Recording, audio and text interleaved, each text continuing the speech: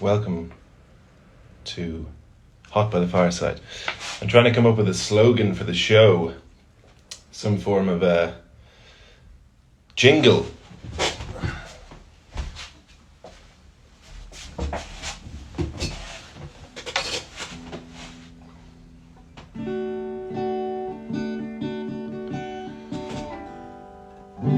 It's so hot.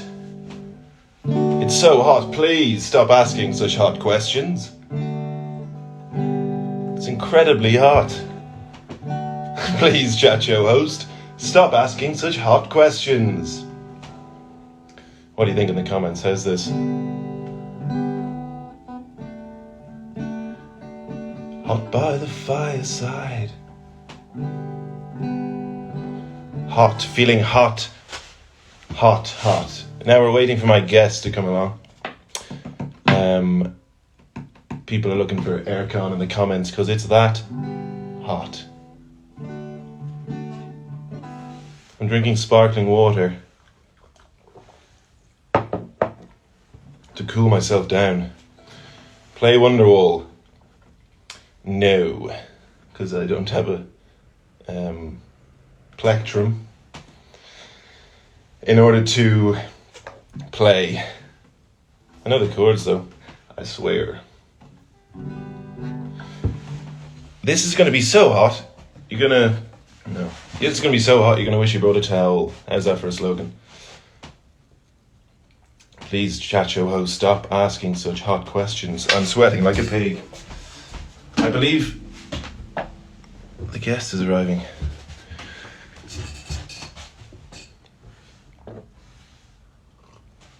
Play Hot Love by T-Rex. That could be the next time. Feeling hot, hot, hot. Friday, 21st of May, episode 4 of Hot by the Fireside. Oh. I've sent a request.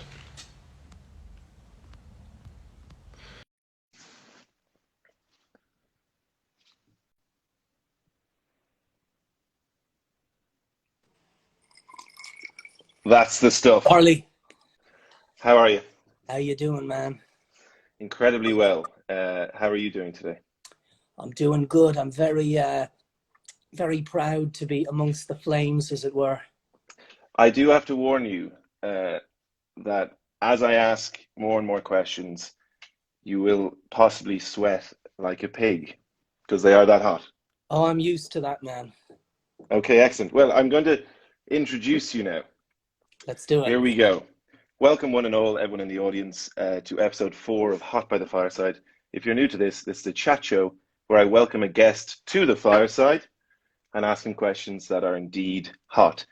Elijah, it is customary for us to, every time we say hot, do this. Why don't I react to you doing that? So we don't, I'll go like, and you can Yes. How's that? Okay, yeah, absolutely. Okay, here we go. How's that Hot work? by the Fireside. Oh, Ooh, stings. oh yeah. Now, today my guest is actor, writer, producer Elijah Rowen. You may have seen him as Ashbjorn in Vikings, swinging his big sword about, or Zane in Curfew, revving up a roaring engine. He has more projects on the horizon, so keep your eyes peeled, ladies and gents. And as you are half German, I thought I would treat you to this. Willkommen bei Heiß am Kamin. Das wird sehr heiß. Welcome to Hot by the Fireside. This will be very hot. Welcome, Elijah Rowen. Thank you for having me, man. So yeah, I've got a series of questions for you. And it's a blustery day here in Amsterdam, but no wind of any strength could blow out the burning flame of chat show tonight. So to begin at the beginning, what was the strangest thing you were made do in drama school? Oh, there was a lot of weird shit in that drama school, I'll tell you that. To think of the strangest thing. There's a sort of a way of thinking, I guess, called commedia dell'arte, where you're, I think you're sort of playing, if I recall this correctly, I'll probably get, told off that I'm wrong, but you're sort of to play or embody an animal, but in fact you're actually still a person. And I think I got a vulture and a monkey, and I was sure I came across like a fucking weirdo, but I'll tell you, there was some other kids in that class that you wouldn't believe what you're looking at. You know what I mean? As in they became the animal, or they completely made Well, I think in their heads they became the animal, but it just made for a very weird evening. Let's put it that way. a lot of strange things going on. And could you give us a bit of your vulture? I think it was like the noise. Yeah, the noise would be great. I guess it was something like something like that.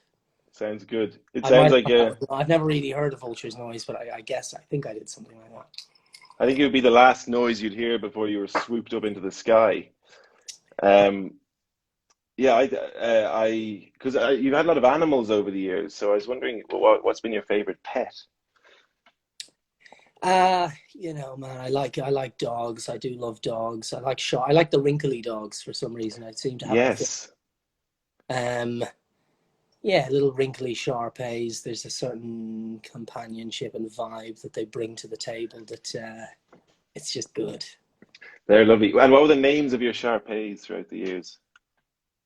Well, the names were always a sort of a discussion, the controversial discussion, because everybody called them different names. Ah. You know, Seamus, Trevor.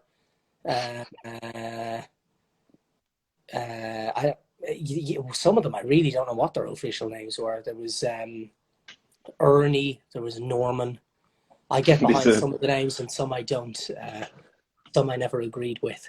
Some of them are quite strong, like human names, I'd almost say. I had an Irish teacher in school who someone in the class had got a new Modra, a new dog called Cookie, and he was like, "That's a crap name for a dog. You got to give your dog a good, strong name." And we said, "What's your dog called?" And he said, "John." Okay, I like his vibe. I like that. Yeah, I think 100%. You're on a similar vibe. Yeah. I think you're disrespecting dogs by calling them something like Cookie, right? Yeah, a cookie should very much remain a biscuit. A biscuit, yeah, man, 100%. Yeah, I think we need to make dogs more human. I was going to say to you actually that well, you were in Vikings, of course. Is it Ashbjorn? Asbjorn, I think. Asbjorn. So I was going to ask, did you ever get to have a blow on one of those big Viking horns? I didn't. You know, man, there's a lot they deprived me of on that with regards to props.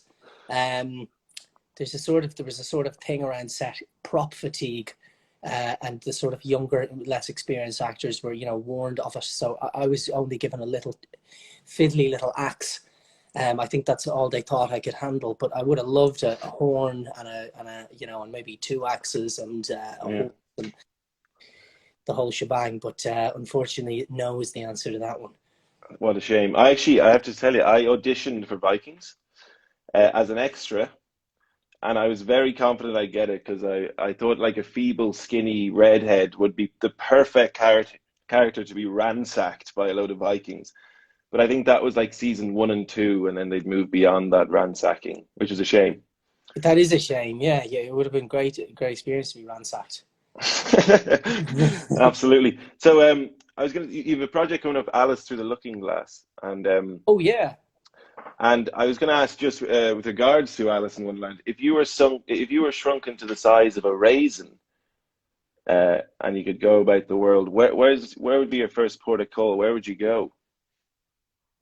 Oof, now you're challenging me. I would have thought Hot by the Fireside was almost a comforting vibe. It's almost sadistic. I don't have a clue where to go with this thing. Where would I go? That's an interesting angle, man. Probably,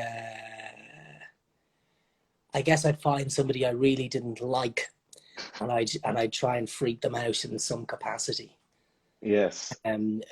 Obviously, I'd get killed very quickly if they found me raisin size. But I don't know. Maybe that's where my head's going for some reason. You would perhaps play with someone. You'd move their furniture about, and Exactly. you'd drive them to a state of insanity. That's it, Charlie. Yeah, yeah. Yeah. That would be the goal. I don't know if that would work, but we'd have to give it a shot. It's never been tried before, I guess. Well, we go way back, so to speak, and we spent a great holiday at a desert oasis, uh, where yeah, we were cut off from the world. We ate incredible amount of eggs out of terracotta tagines. Oh But I yeah. thought you might share with the audience some of what were the highlights of that trip for you? Did you have any that stick in your memory? Yeah, I do. I certainly have a few actually. I think the eggs got pretty old pretty quick. I think the But, first morning it was like your eggs are served, and you're like, oh, Jays, there's eggs in there, and then the and then law it of was the diminishing marginal returns. same gimmick, 2 weeks running. But but what I did really love, I really loved was the evenings. There was a lot of performance orientated vibes, a lot of singing, a lot of people sharing wonderful experiences and sort of getting the spotlight, so to speak, passed around, and that was nice. I enjoyed that.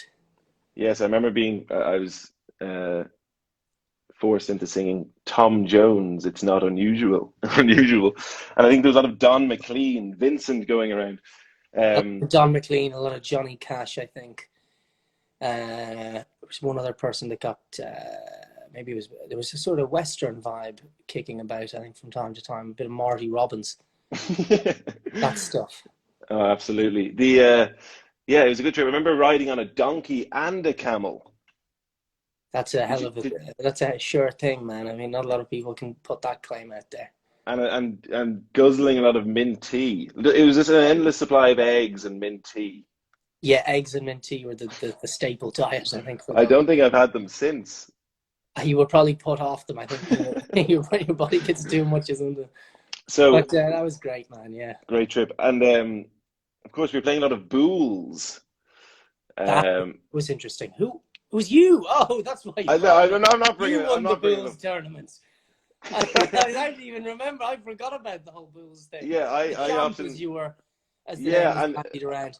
I was called the champ for a period, and then introduced to people I didn't know, called the champ, and I think they presumed I was some kind of boxing legend or something.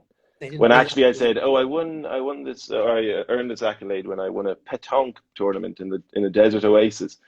And I don't know if that bigs up my street cred or like diminishes it. Either Well, way. it should. I mean, there's nothing cooler than winning a Bulls tournament.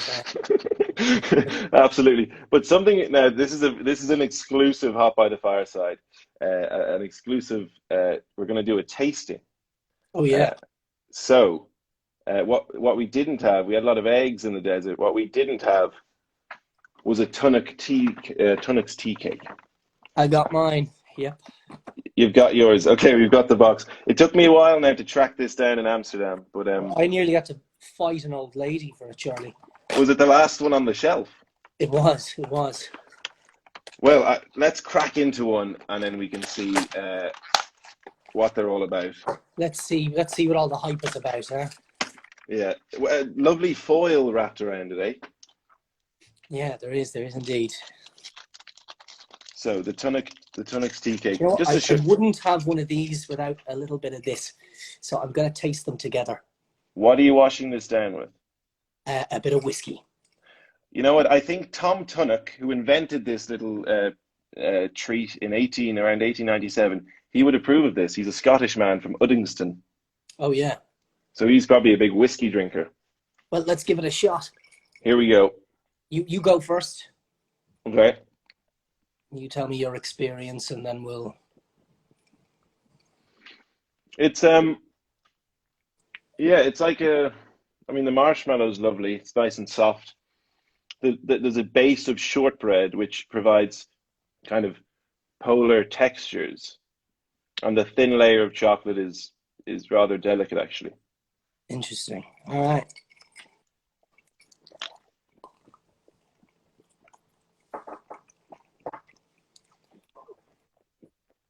Tastes like whiskey, Charlie. Would that be the whiskey? You know what? I think it well could be the whiskey. What about textures? What are you thinking? It's not the texture of whiskey, that's for sure. I like the marshmallow's interesting because it's almost it's not like the ones you put on the fire. It's a bit softer, isn't it? Yeah, I looked up. It's a whipped egg white concoction, Well, there you go. similar to marshmallow. So it's a softer version, a bit stickier, a bit Well, I lighter in like it. texture. I like the vibe. I like everything about it.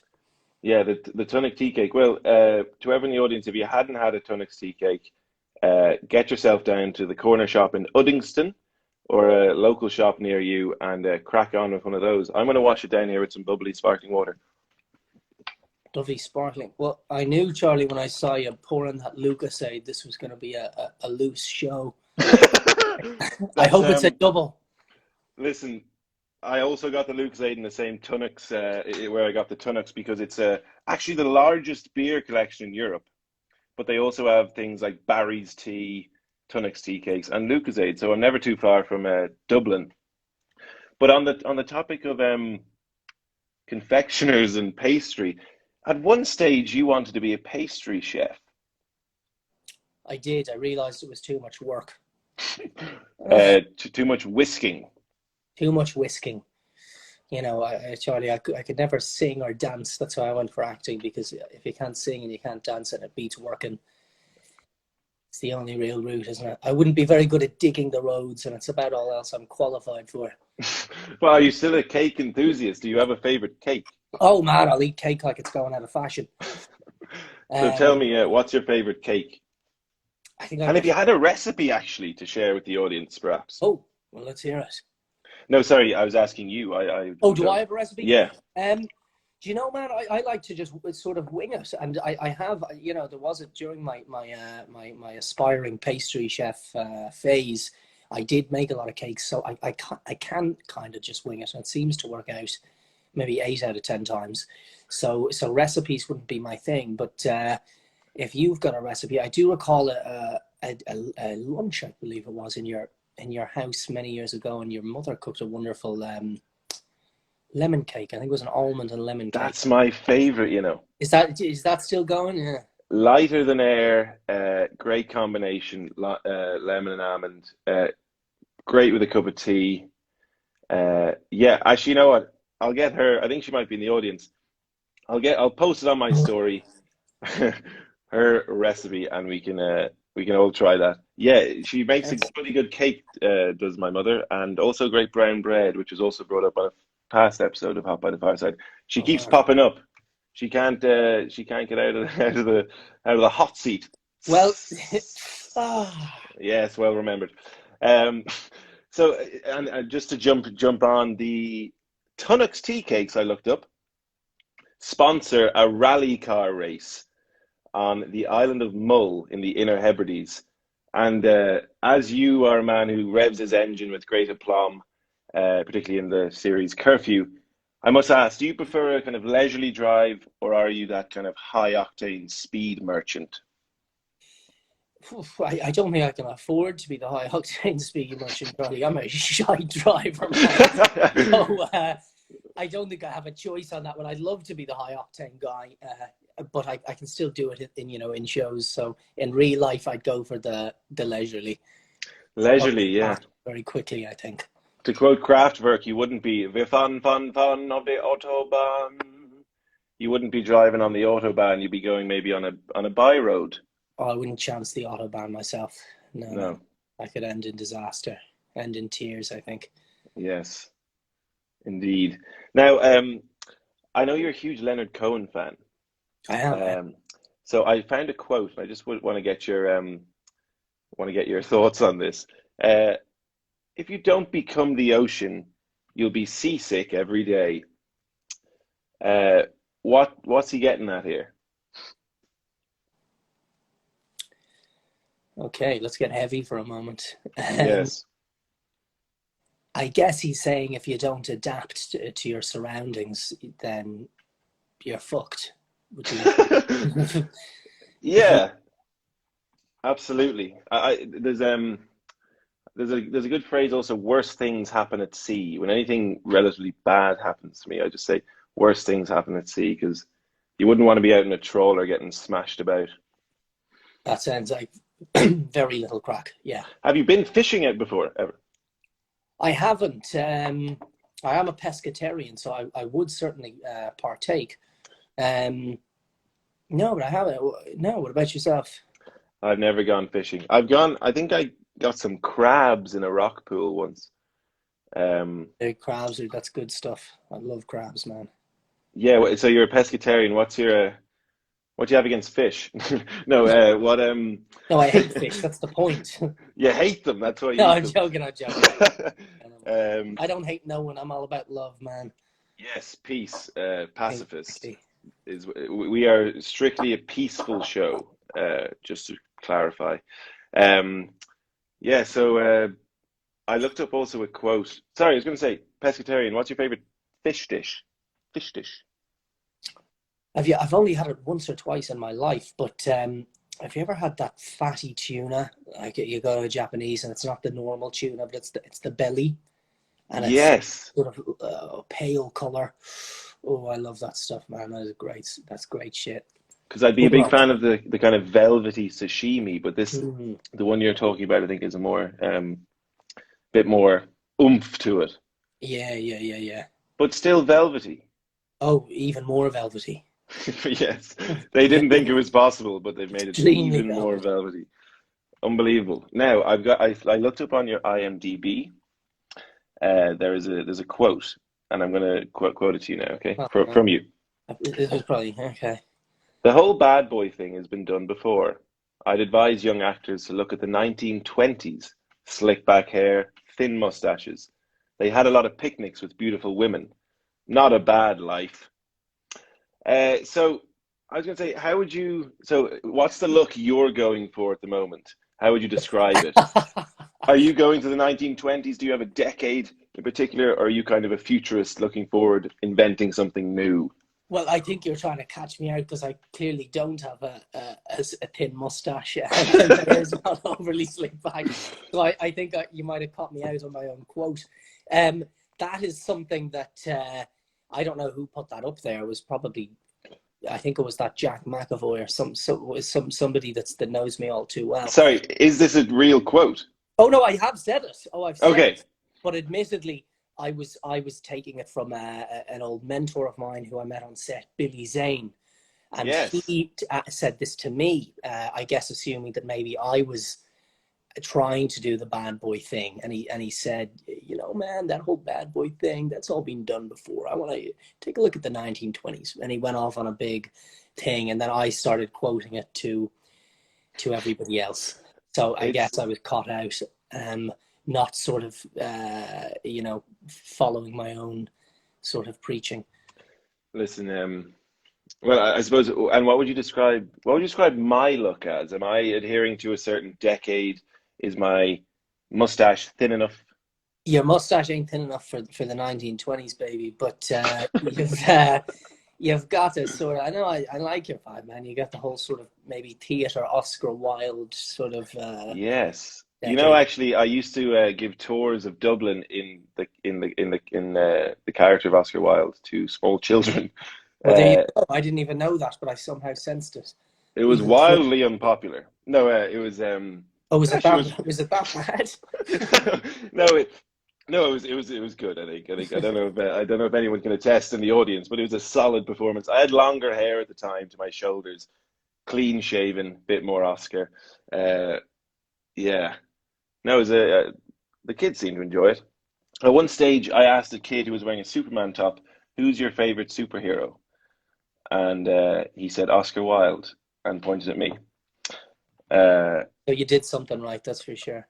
yeah, I'm someone's hero, so to speak. For sure. Wilson Helden. And then at the end of that great quote, there's a discussion on picnics with beautiful women. So I have to ask you, Elijah, on the topic of déjeuner sur l'herbe, picnic. What would be in your picnic basket? Maybe three items. If you popped over to Amsterdam and we went to Vondel Park, put down the blanket, lay on our arses, what would you pull out of the basket? I think those magic truffles are legal in Amsterdam, right? I believe so. So, that wouldn't be in no picnic basket. we Let me could, see. that could Well, be I guess arranged. I want to be a man of the. I want to be a man of the sort of surroundings. So I was in Holland not long ago, and we got these wonderful donuts. There was a special word for them. Little circular donuts. Yes, I don't know the word, but I've seen them. Are they Whatever that word is. coated in a kind of light sugary Yep, coating? coated in sugar. That's in there for sure. And then I guess we'd get what else is good over there? I've been now. This is they basically. I think it could be due to the marijuana use and the excessive beer drinking, but they love snacks that go with those two things. They love bitterballen. Yep, Okay, Nile Rodgers in the audience. The things that you were just mentioning are called oliebollen. oliebollen. That's Oliebollen. I cram pack the fucking thing with oliebollen.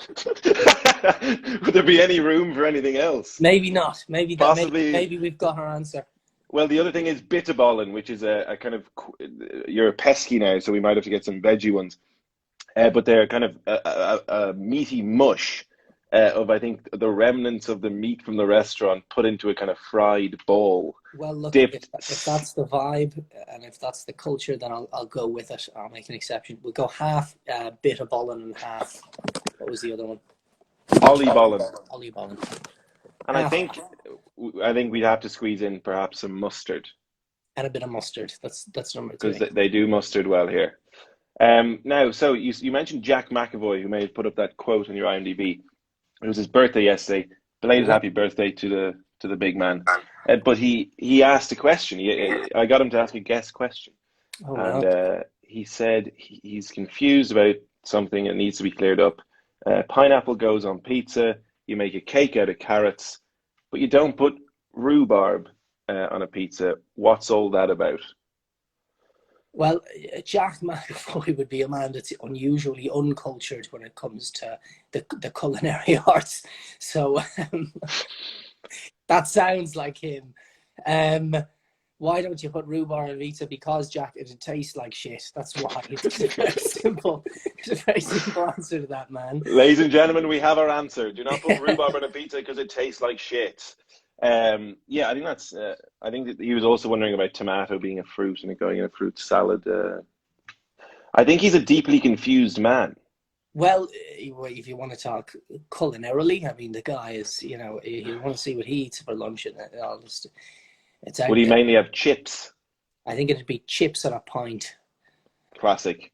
Yeah, classic for, yeah. We'll have to get him to try some oliebollen. Well, if we can get him into that picnic basket, I'll be happy, man. Indeed, maybe he could pop out like a jack in the box.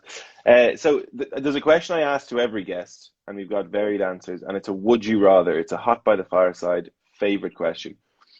Would you rather everything you eat when it passes your lips is tepid baked beans, or everything you drink, like the whiskey in your hand, is tepid gravy?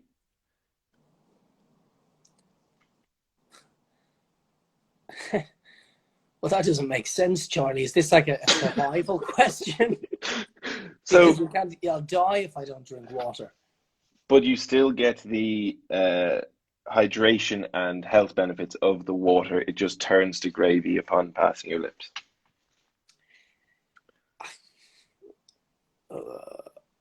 Well, I guess yeah, the beans. Classic. Okay, official. Beans. Elijah Rowen has chosen the beans. Yeah, it's a tough one. I think it basically comes down to, do you prefer food or drink? Anyway, or it could be, do you hate beans more or gravy more when we bring the survivability aspect out of it. So someone in the audience says, "Can you still get drunk?" Absolutely, you can. If you're having a nice, cool, tall Heineken, it'll still have the impact upon you. So we're coming close to the end of the interview, but I just thought I'd ask you. It's my dad's 60th birthday tomorrow. He's in the audience. He's shaking with excitement. I'm pretty sure he's sweating through to this excessive hot chacho questions. But you have been his muse in the past. He's written poems about you. One where he broke down your name into 89 different words and came up with one at the end called Jewel, saying you're a precious valued person. I remember Um, fondly. yes, but could you round out this interview with a hot little message to my old man, the big man? Of course. Gary, you're a man of the life and soul of the party, a man of a wonderful curator of poetry and creator of poetry. And if I can even have an ounce of that vibe and that sort of understanding of words as I grow older, then I will be a happy man. Big love, my man. That was beautiful. Oh, thank you. Yeah, that A was beautiful man, a beautiful message for a beautiful man. Huh? yeah. He's going to be shaking his ass to the band Kool and the Gang tomorrow. Oh, that's like Excessively, I think. With as he should be, as he deserves to be. surrounded by love and attention, the two things that really get him going. So, thank you so much for coming on, and thank you as ever to it's the family business, Tunnocks Tea Cakes, still going today since 1897. I don't eat them all at once now. All right. I'll take my time with these boys. Take your time, eat them slowly, and appreciate that light marshmallow, slight meringue, tasty little snack. So I'm going to quote some Leonard Cohen, and I've mutated the word slightly for the sake of this show. Now I bid you farewell. I don't know when I'll be back. They're moving us tomorrow to that tower down the track, but you'll be hearing from me, baby, long after I'm gone. I'll be speaking to you sweetly from a window in the Tower of Chat. Hot Hell chat. Yeah. Hell yeah. Ah! Elijah Rowen, you have been a pastry chef, you've been a eater of baked beans, and you've been a top quality guest. Thank you so much for coming on Hot by the Fireside. Charlie Jermyn, you've been the man. Thank you so much, and I may see you again by the fireside in the not too distant future. I certainly hope so, dude. And don't forget, we'll be chugging on Ollie Ballin in no time. Hell yeah. In the Vonel Park. See you then. Thanks to all the audience. Thank you to Jack McAvoy for the guest question. I hope we've cleared up the confusion. Don't put rhubarb on your pizzas because they taste like shit. Absolutely. Bye-bye. Big love. Big love.